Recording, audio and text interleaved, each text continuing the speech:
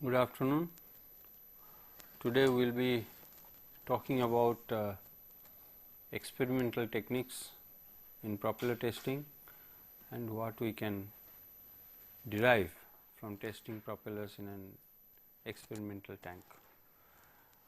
We have seen so far that when the propeller works in open water, we can define the efficiency of the propeller as TVA divided by 2 pi n q. This is what we have seen in open water. Then when the propeller goes behind the ship, we have seen that certain characteristics change as we understand the behavior of the ship with respect to behavior of the ship, and that in turn changes the behavior of the propeller. We had defined certain quantities. For example, we had said wake. If you remember, we had defined wake as V minus Va divided by Va divided by V, that is V being the ship speed, or if you are doing it on a model, it would be model speed. Then we had defined thrust reduction fraction T is equal to T minus R divided by T. We had defined these quantities, and then we had said that to determine wake or thrust reduction fraction, we may have to consider thrust identity or torque identity. That is, we had said the thrust identity means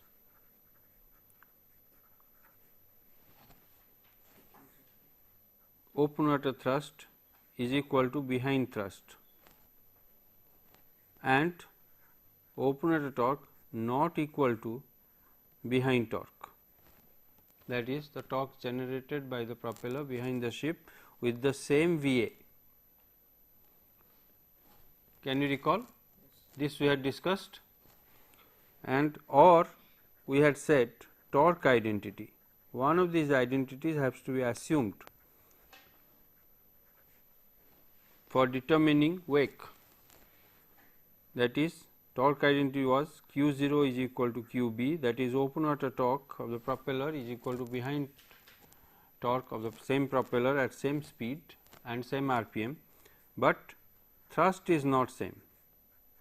Further, we had said that this should have been same, that is open water thrust should have been equal to behind thrust and open water torque should have been equal to behind torque, but it is not so. So, the ratios of the open water to behind conditions we had defined by means of another component of efficiency called relative rotative efficiency, eta r. Can you recall? Eta r was given as thrust behind by thrust open with torque identity, that is when Q open should be equal to Q behind, or torque open to torque behind if thrust behind was equal to thrust open. So, this is what we have seen so far. Now, suppose with these values we try to define what is the efficiency of a propeller behind the ship, which we had called quasi propulsive coefficient or QPC.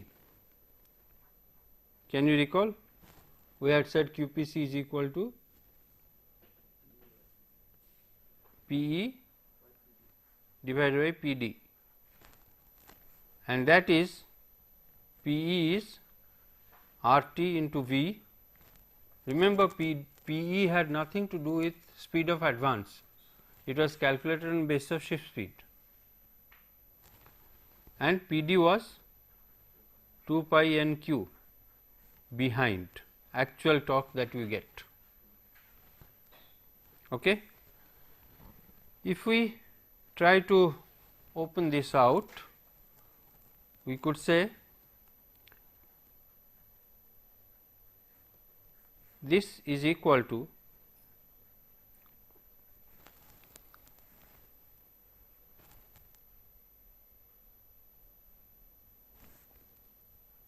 that is thrust power, PTB is the actual thrust power.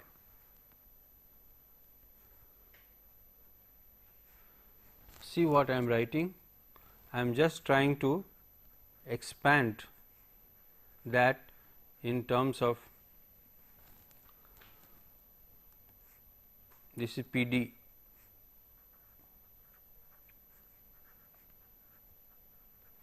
Okay, it is the same thing as PE by PD, is that right? This is equal to RT into V, this quantity.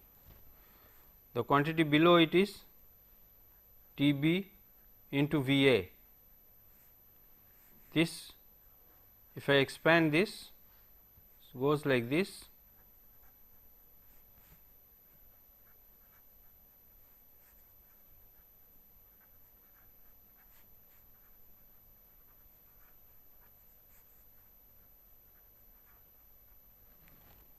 right.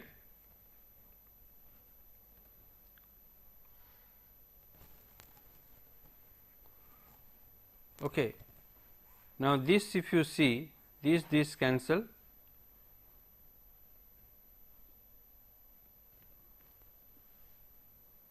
and this cancel. So, you have RT into V divided by TB into VA into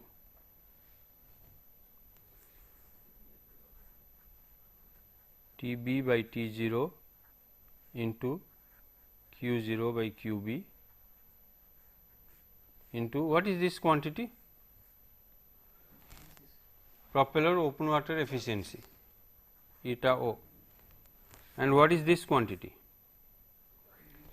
If we take based on thrust identity or torque identity, this is the relative rotative efficiency. Okay. What is this quantity? Let us see, RT into V divided by TB into VA. If I write this again, RT into V divided by TB, we have seen this, small t is equal to T minus R by capital T. So, TB will be, how much will be the TB?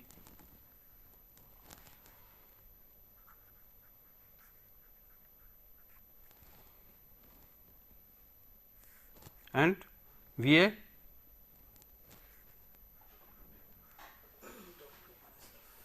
Is that right? Okay. Sorry, I have written this separately out. So, then this goes, this becomes 1 minus T divided by 1 minus W. Is that right? This quantity, this ratio, if you look at it, it is a totally hull dependent ratio. It has nothing to do with the propeller, right. This is called the hull efficiency or eta H.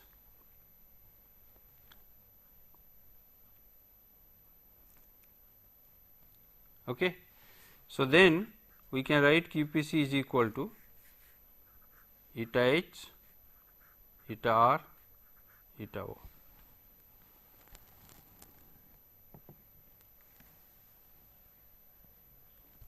Am I clear?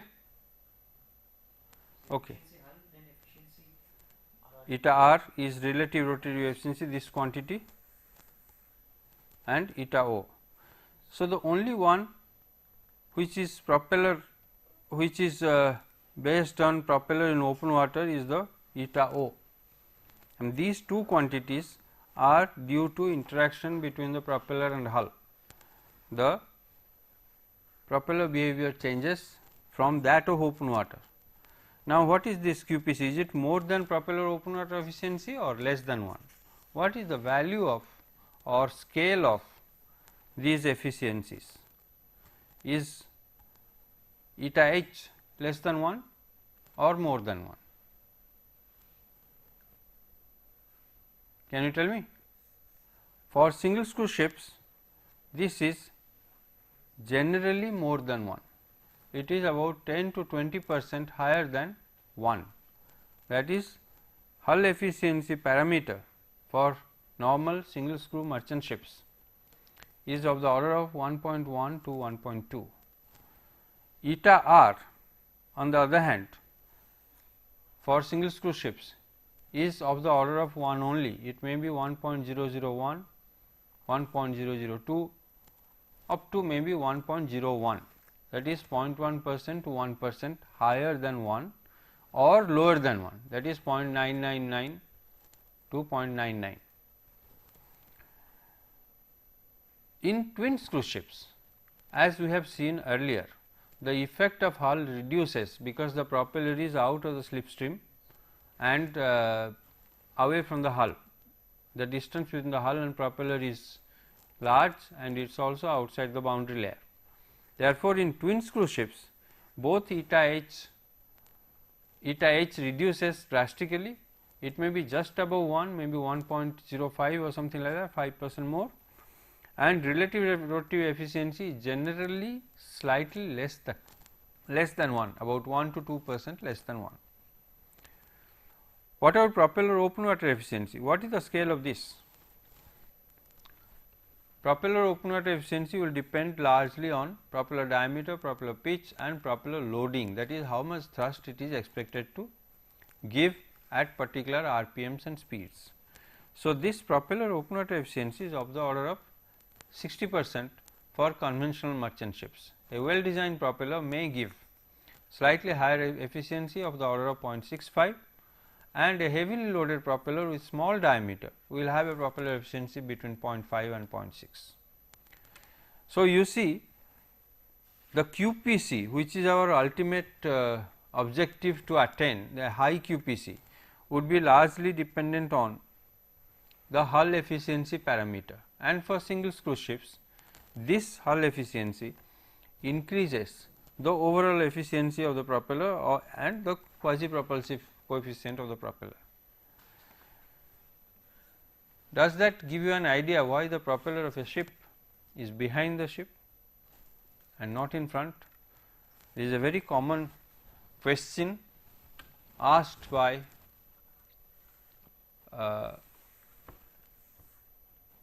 people outside the marine area as well as people inside the marine area, that why is it that in a aeroplane the propeller is in front and a ship it is in the back.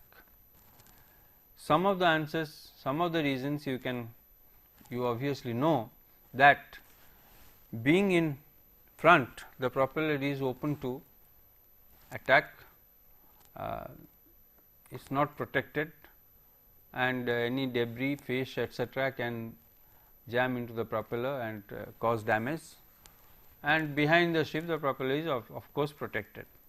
But there are two other reasons, hydrodynamic reasons, for which the propeller is fitted behind the ship. One of them I have just mentioned, that we take advantage of the ship's behavior, so that by fitting a propeller behind the ship we increase the hull efficiency component of QPC, which therefore increases the overall efficiency of the propulsion system. That is one reason. Second reason, equally important, is that propeller, if you can imagine that propeller is basically pushing a lot of water from ahead of it to behind it. So, the water onto the rudder is increased, the speed of water onto the rudder increases. So, therefore, the rudder behaves much more efficiently than if the propeller was not there. If the propeller was in front,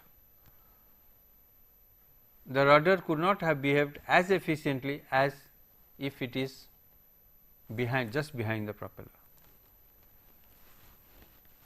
Agreed? Yes or no? Okay.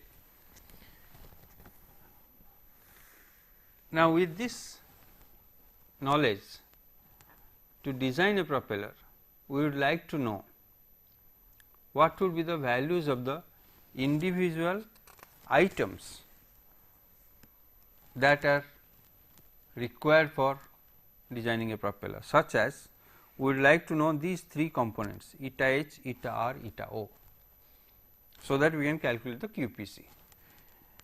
Eta h we can calculate if we know the thrust reduction fraction and wake fraction. So, basically I have to know the thrust reduction fraction, the wake fraction, relative rotative efficiency and the propeller efficiency, open water efficiency.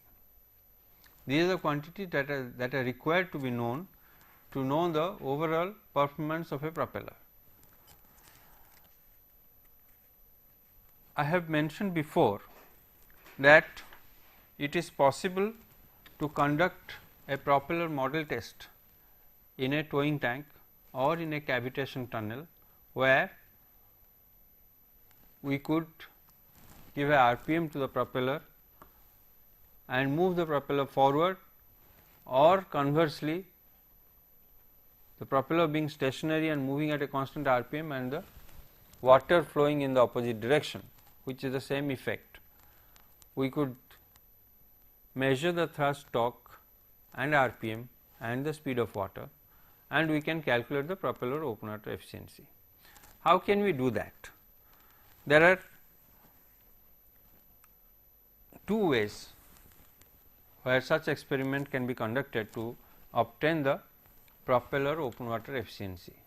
We have already seen before what are the conditions for kinematic similarity and geometric similarity for testing a propeller, and kinetic similarity also, that is forces, ratio of forces must be same. We have seen.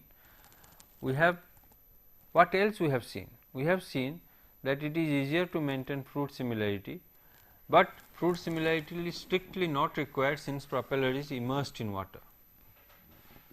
Reynolds similarity is very difficult to maintain, and the pressure similarity, particularly dynamic pressure similarity, if we ignore the static pressure, rather pressure similarity if we ignore the atmospheric pressure, is automatically obtained if fluid similarity is maintained. We have seen this, isn't it? Euler number becomes equal if I ignore the atmospheric pressure component from the total pressure, and we have said this does not cause any error if the propeller is not in a cavitating condition. A non-cavitating condition, this is a good enough assumption for model experiments. So, this is what we had decided. So, based on this, the speed of advance corresponding to that of ship would be in the ratio of 1 divided by square root of lambda, with lambda being the model scale. Am I right? That is Vm is equal to Vs divided by root over of lambda, and the geometric similarity tells us diameter of model is equal to diameter of ship divided by lambda, all linear geometries. What about RPM? What did we see for RPM? Can you tell me?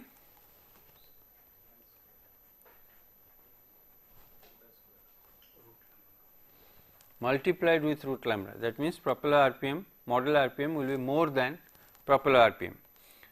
You please look at your notes of the previous class, this was discussed. If we have this, then through dynamic dimensional analysis we had said that the thrust and torque coefficients would be same for the same J. Do you recall? We had said the advance coefficient J is equal to Va by Nd, and for the same J, Kt ship and Kt model will be same, and Kq ship and Kq model will be same. Do you recall? Okay. Now, the question is, how do we run such a model? In a towing tank, where it is easy to maintain fluid similarity by moving the model, I can attach a propeller below the carriage immersed in water and move the carriage forward. Then I can measure the thrust, torque and RPM. The propeller moving into undisturbed water is not being affected by any hull in front. So, it is really the open water condition. But then how do I give power to the propeller so that it can rotate at particular RPM, and how do I take the measurements of thrust and torque. So, the device that houses the motor as well as the dynamometer to measure the thrust and torque on the propeller along with a propeller shaft is called a propeller dynamometer. A propeller dynamometer consists of a driving motor, a shaft on which the motor is mounted. So, at the end of the dynamometer you have a rotating shaft, you could fix your propeller to that, and inside the dynamometer itself the torsion meter and the thrust meter are embedded, and you can take out electrical output to measure the thrust and torque. This can be calibrated and preserved for further experiments. Now, this dynamometer must be housed in a boat, otherwise how does it move the propeller. So, the boat, such a boat which is used for conducting the propeller open water test is called a propeller open water boat. So, this boat is in front. If this is the boat, then the propeller is in front and the ship moves in this way. So, the propeller is actually in undisturbed water, is moving into undisturbed water, and the speed of the carriage will be the speed of the model, and that is equivalent water speed in the opposite direction. If the ship is moving like this, the water is considered moving like this, is equal to V A, which we have discussed, speed of advance. Is that right? So, this is called propeller open water test.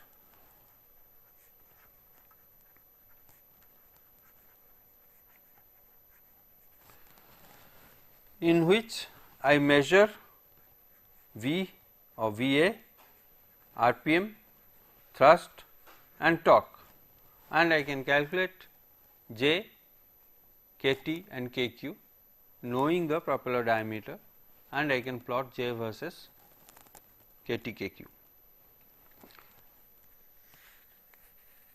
Now, when I extrapolate it to full scale, my model propeller scale may be 1:25.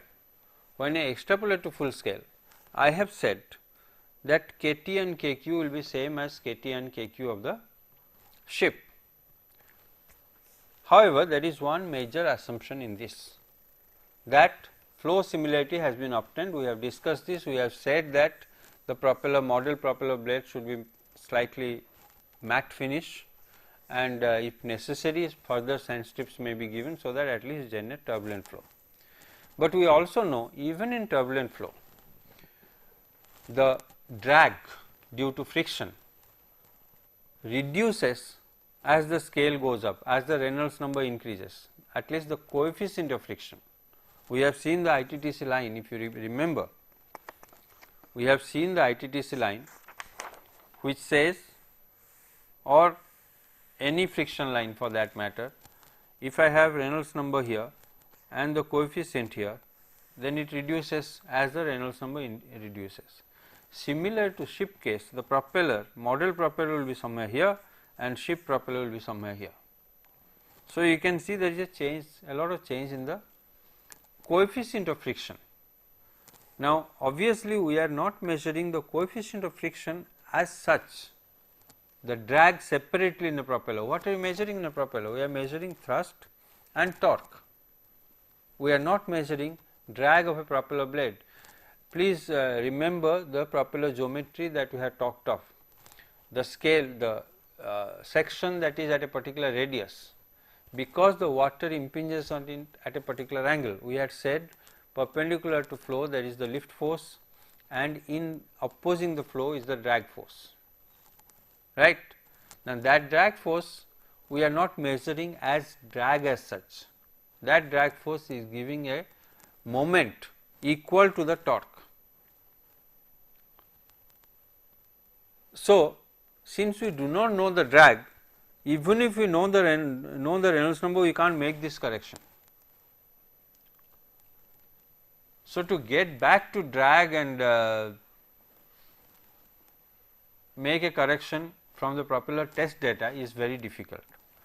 However, ITTC in 1978 has recommended a correction factor to thrust and torque values or KT and KQ values of the model when they are expected to be extrapolated to full scale. So, the effect is that in full scale KT ship is just slightly more than, if I write KT ship minus KT model, is slightly more than 0, that is KT ship is slightly higher than KT model, and KQ ship minus KQ model is slightly less than 0. And you can see propeller efficiency eta ship is more than eta model, because efficiency is a ratio of thrust to torque, T into VA divided by 2 pi NQ. So, basically is a ratio of KT to KQ. So, KT is more, KT ship is more, KQ ship is less. So, this increases, eta S is increased. So, if we ignore the Reynolds number correction also and we get a lower efficiency predicted for the full scale, we are on safer grounds. Is that clear? One more care has to be taken during the propeller experiments.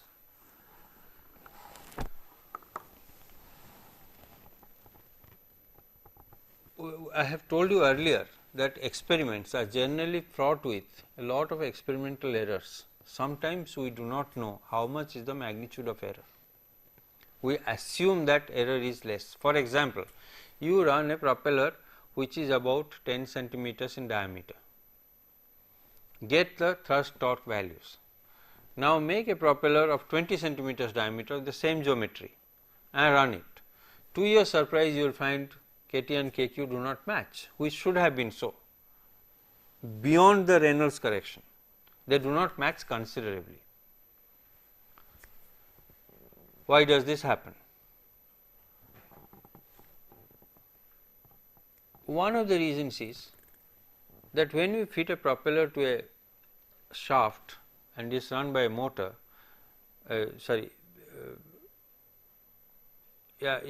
the same shaft you are attaching a small propeller as well as a big propeller.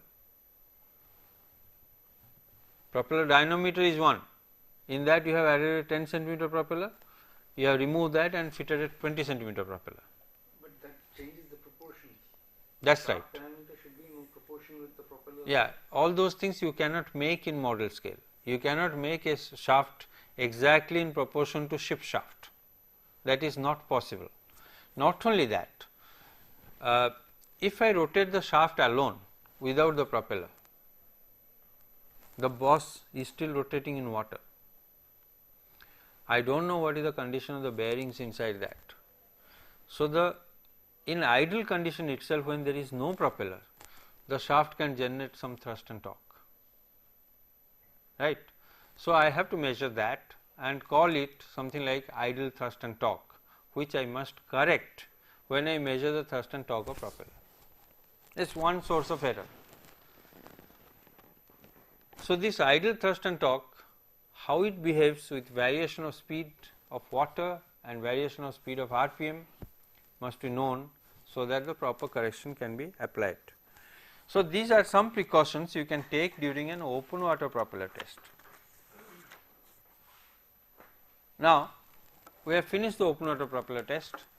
We know the KT KQ of the propeller and how it would be in the full shape.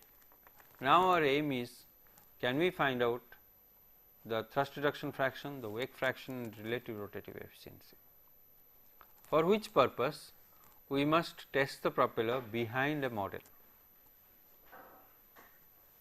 If we want to maintain geometrical similarity of the model and the ship, please understand that we have already tested the model for resistance. we have discussed the resistance model tests. We have already tested the resistance model for resistance. We know what is its resistance. V versus RT is known to us for the model. Now, using the same model, I can make a make an arrangement for mounting the shaft to the propeller, and the dynamometer can be housed in the model itself. Propeller is now behind the ship. Now, I can run the model. How do I run the model? Now, the propeller is generating thrust forward, so the model will be pushed forward. Now, I am moving my carriage at a particular speed. The model will be moving at that speed. If that resistance at that speed and thrust generated by propeller match, then there is no need for the carriage pulling the model anymore. Do you get my point? That is, the model will not require any force from the carriage. In other words, if I did not have the carriage, I ran the propeller, the ship should go, model should go at a particular speed. I still run the carriage because I can't let the model go here and there, I have to guide it.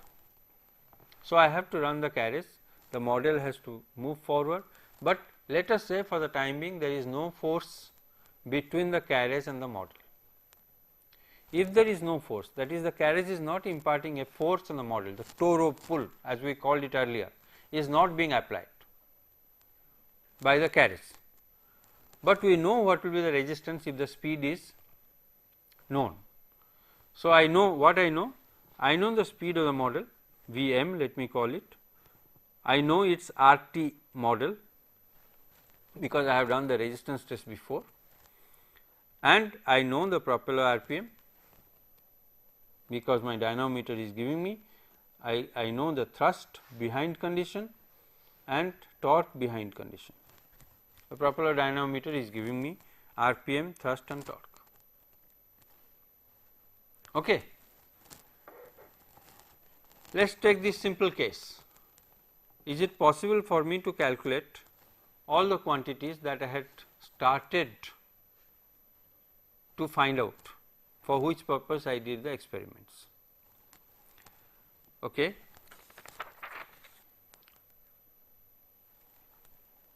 So, what do I get?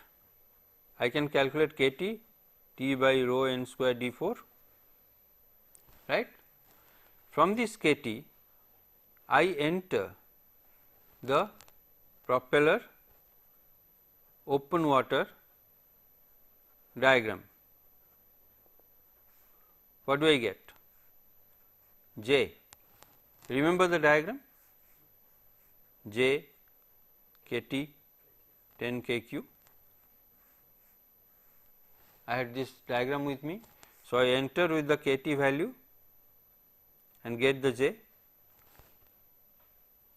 right. Now, what is J? J equal to VA by ND. So, that gives me VA. If I get my J, I can calculate VA. What does this give me? Wake fraction, right.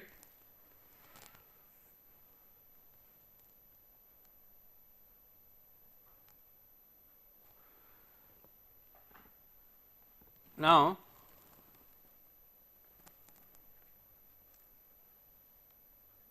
if I at this stage I have to know whether I am taking what have I assumed here. Can you see what I have assumed? Tb equal to T0, otherwise I can't go up to here. This T I have used as a opener, I have entered the open water diagram here. By entering here, I have assumed here Tb equal to T0, thrust identity. Am I correct? If I did not assume that, I could not have entered into the propeller open water diagram, right. From here, I can calculate thrust reduction fraction also,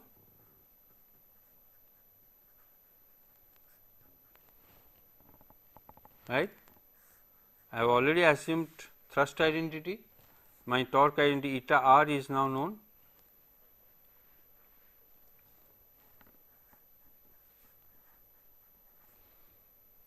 right, and eta h is equal to all this I know, and therefore, I know QPC or PD 2 pi n QB. Okay. Good. Now, suppose I assume torque identity. Instead of thrust identity, I could also assume torque identity. Then what do I get? KQ, from there that is QB equal to Q0, then J from propeller opener diagram enter to KQ, isn't it? And from there VA, similarly wake, right.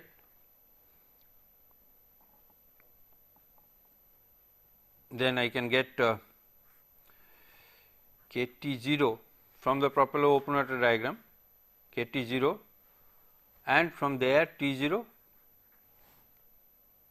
right. The same thing I do here, I have not written it here, and eta r is equal to TB minus T0,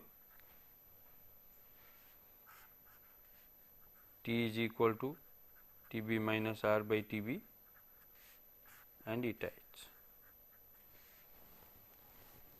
right.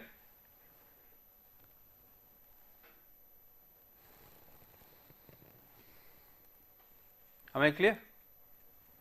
Are you happy, or is there a doubt somewhere? I have a big doubt. May I pose that doubt to you?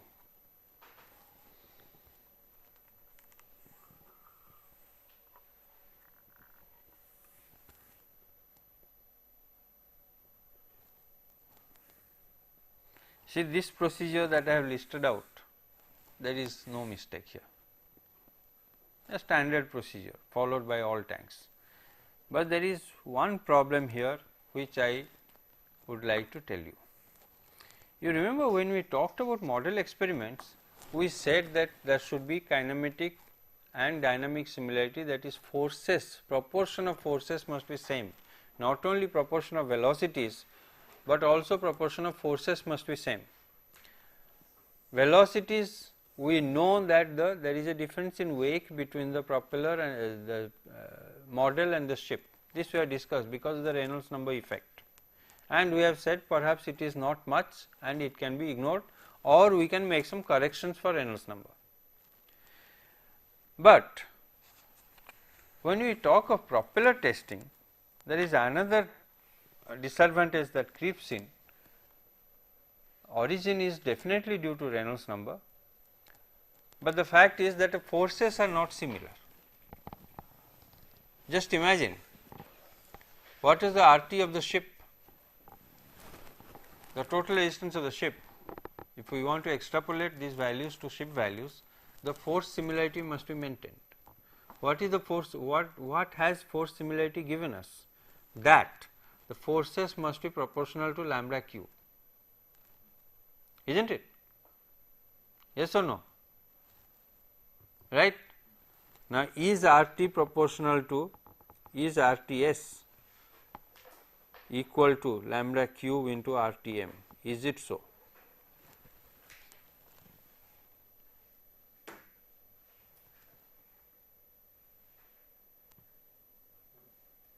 Can you tell me? Let us go from the CT. CT into half rho S V square is equal to RT.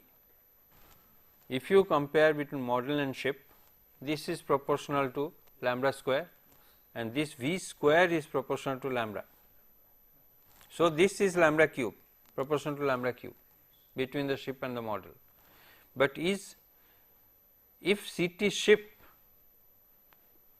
was equal to CT model, then this would have been valid, but is CT ship equal to CT model? Why not? Why it is not? Why CT ship is not equal to CT model? That's right. So, anyway, let me correct my first line that they are not equal, because CTS is not equal to CTM. Why? We have seen CT equal to very approximately CF plus CR. CRS is equal to CRM, but CFS is not equal to CFM. Which is higher?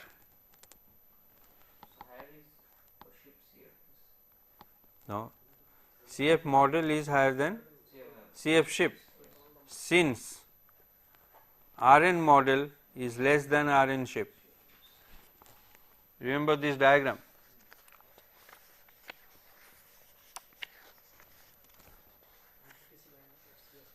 Yeah, the ITTC line.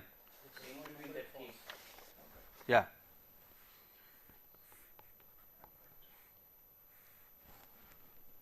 Right. So, you see, since CTS is not equal to CTM, we are actually running the model at a different condition than the ship. So, if you are doing that, whatever you are measuring is valid for the model, but is not valid for the ship.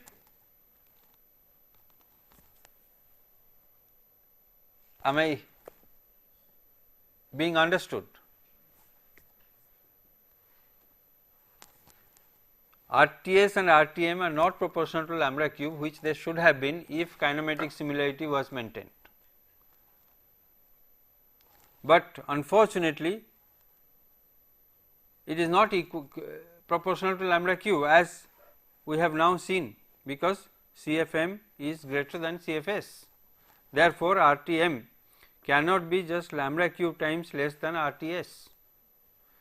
So, for extrapolation purposes, kinematic similarity is not being maintained, not kinetic similarity is not being maintained.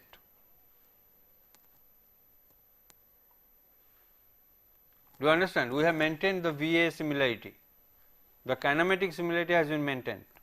The ship propeller is below water, no pressure differences, the speed is proportional to root over of lambda, RPM also we have seen is geometrically similar ship and model. All conditions have been satisfied except this one major condition. If I want to satisfy this condition, what do I have to do? When I ran the model without any pull from the carriage, the model ran with its own power at a particular speed. The testing that I did is called testing at model self propulsion point.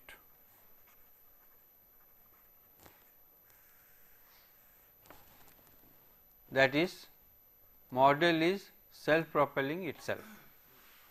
Now, my purpose is to run the model at ship self propulsion point, then only the similarity will be maintained. So, I must test at ship self propulsion point.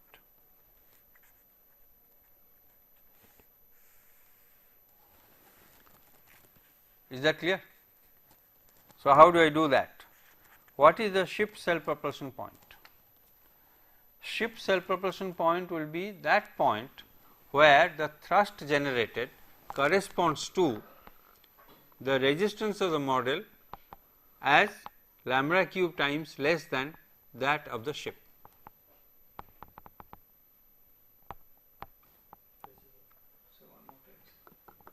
Okay. We know that the force similarity to be maintained, the force should be in proportion to lambda cube. Okay. So, that means the thrust that we generate by the propeller should be enough to overcome the resistance which would have been required if the model resistance was lambda cube times less than that of ship. No, not clear. Okay, let us see. I want the kinematic similarity and kinetic similarity to be maintained. So, what is the kinematic similarity tells me? V A model is equal to V A ship divided by square root of lambda, right. What else it says? It says RTM should be equal to RTS divided by lambda cube. This is what it should have been, right. This kinetics of similarity says. Yes. Kinetic similarity. Kinetic similarity says that RTM should be lambda cube times less than RTS, but at model self propulsion point, as I have seen, this cannot be achieved. If the model was allowed to be propelled by the propeller alone, then this cannot be achieved. Now, my point is, if I move the model as VAM, I know, let me call this for the a dash donation here, RTM dash is equal to RTS by lambda cube, should have been. Now, the resistance at this is not RTM dash, but RTM. So, I cannot achieve this. So, to achieve this, what do I do? Which one is higher, RTM dash or RTM?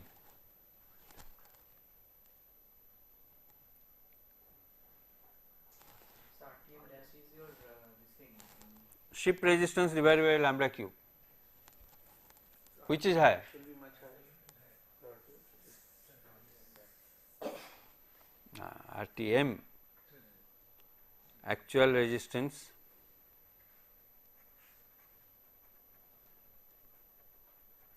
at VAM, in fact not VAM, VM, why I am writing VA here.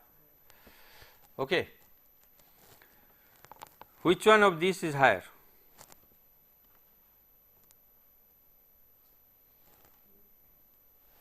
Tell me, come on, you know this.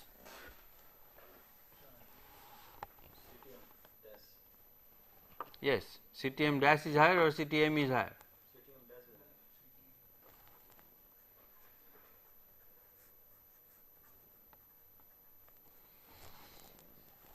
Why? Seen this, na? Okay. Let us go over this again. We have just gone over it. Let us go over this again. RT is equal to half rho S V square CT, which is CF plus CR, right. Let us see, RTM dash is equal to RT divided by lambda cube is equal to half rho S model V model square CF plus CR, right. I have just divided by lambda square, this by lambda, nothing else I have done. Is that correct? Now, RTM actual model resistance is equal to half rho SMVM square CF model plus CR. Now, compare these two. This side is same as this. This is this. Is CF equal to CM? No. Which is higher? CFM is higher, isn't it? So, if CM is RTM is higher.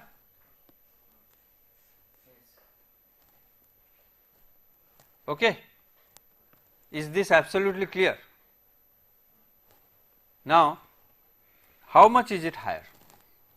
What is this value by which RTM is higher than RTS? RTM dash. You can see now.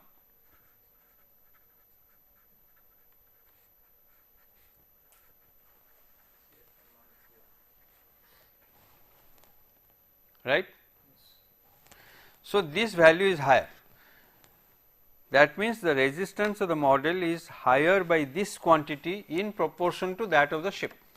Very simple, right. I can very nicely overcome it. I got a carriage with me. I apply this torque push pull to the model and move it at the same speed Vm. Matter is over. Have you understood? No? So we move the carriage in Vm, that Vm which we are comparing. Yes. Now I have a carriage, I move the carriage at speed Vm and RPM and thrust and torque I measure, but I also apply a torque pull equal to half rho Sm Vm square CFM minus CF shift, let me put, right. If I apply a pull like this, my thrust that I will generate from the propeller will only overcome the resistance of the shift divided by lambda cube, because this I am supplying separately.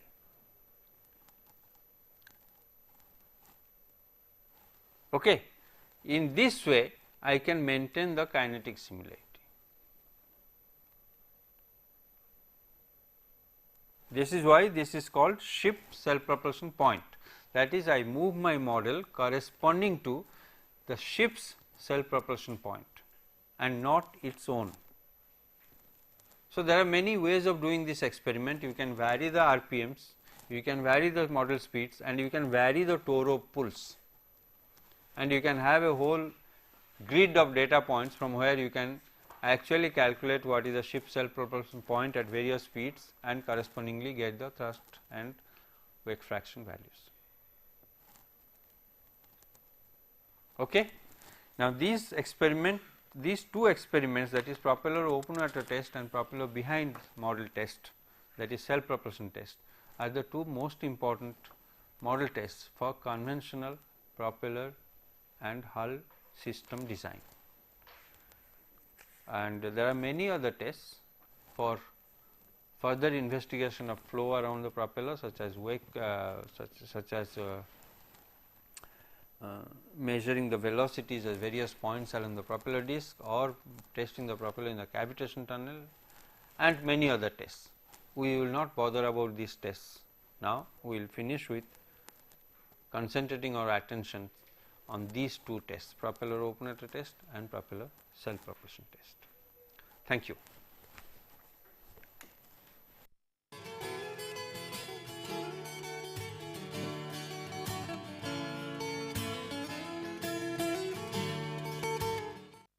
Good afternoon. Today we will talk about propeller theories, that is, how a propeller works in water. There will be two lectures in this, and the intent of these two lectures is to understand the basic principles of propeller action rather than going into details and trying to design propellers based on the theories. In case you are required to design a propeller using these theories, you have to go deep into the subject and study further, so that you can use it for design purposes. Now, we will try to understand the basic principles of how a propeller works in water and how it generates thrust, that is a forward force which propels the ship forward. In the beginning of 19th century, propellers came into being used in ships, screw propellers. They are conventionally called screw propellers because the principle of propeller action is like that of a screw. The theory of propeller action at that time was not understood at all, but it seemed to work. Today, we understand propeller theories and therefore propeller action in water in a much better perspective, but I must also add that perhaps our knowledge of propeller action in a fluid medium is still incomplete. One of the earliest theories of propeller action was proposed by Rankine and also by R.E. Fruit somewhere around the beginning of 19th century. Surprisingly, even though that theory was very simplistic in nature, the conclusions drawn from that theory still hold good, and this has shown the way to move into higher theories later on. So, the first theory that was proposed by Rankine and R.E. Fruit was called the so called axial momentum theory.